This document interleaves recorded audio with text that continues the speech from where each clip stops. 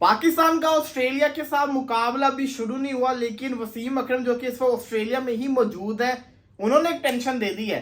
उन्होंने साफ खुल के बता दे, देखिए हम अपने दिल को तसल्ली देने के लिए ये तो कह सकते हैं कि पाकिस्तान ये सीरीज जीतेगा, लेकिन इतिहास ये कहता है कि पाकिस्तान आज तक ऑस्ट्रेलिया में सीरीज ही जीता।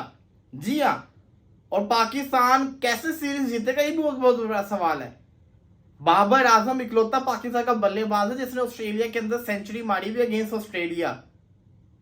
क्या बाबर अब मार पाएगा? क्योंकि बाबर तो आउट ऑफ फॉर्म है।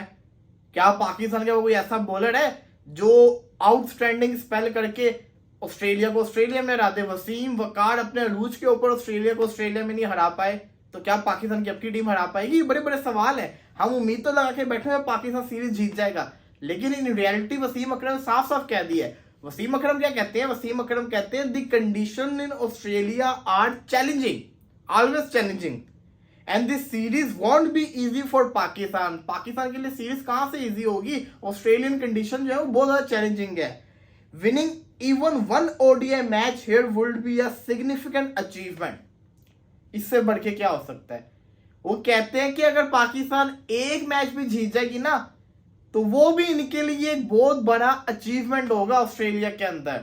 हम बात करते हैं ओडीआई मैचेस की, बात करें टी20 की नहीं। टी20 में कहा कि इनके पास शायद चांस है। ओडीआई की बात करते हैं, कहते हैं कि अगर ओडीआई में पाकिस्तान 3 मैचेस हैं जो कि ऑस्ट्रेलिया की एक प्रॉपर मेन स्क्वाड खेल रहा है, कोई बी टीम भी नहीं है, अगर इसमें से पाकिस्तान एक मैच भी जीत जाता है ना, वो भी बहुत बड़ा पाकिस्तान के लिए अचीवमेंट होगा। जब इतना बड़ा लेजेंड जिसने ऑस्ट्रेलिया के अंदर खेला हो, इतने अरसे से क्रिकेट देखता आ रहा हो, अगर वो ये बात कर रहे हैं तो फिर हम क्यों उम्मीद लगा के बैठे हुए भाई साहब?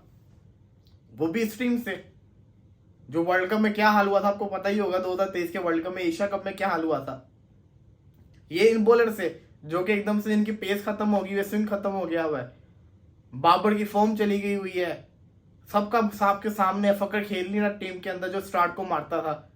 तो ये चीजें बड़ी क्रूशियल हैं। इसी के साथ साथ वसीम अकरम और भी कहते हैं it's his first tour. Rizwan के बारे में सवाल हुआ कि रिजवान एज अ कप्तान, वो कहते हैं इसका पहला टूर है एज अ कप्तान और डिफिकल्ट वन है, मुश्किल वाला टूर उसको मिल गया एज अ कप्तान।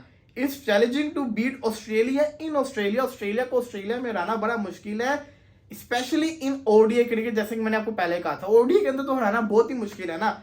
इन टी20 cricket there is a chance may be, but Australia in ODI cricket is a tough team to beat. कहते हैं टी20 के अंदर फिर एक चांस है। चलो टी20 के अंदर ऑस्ट्रेलिया की आपको पता है बी टीम खेलेगी, उनके मेन प्लेयर क्या मतलब के मेन प्लेयर है तो सही एक तरह से।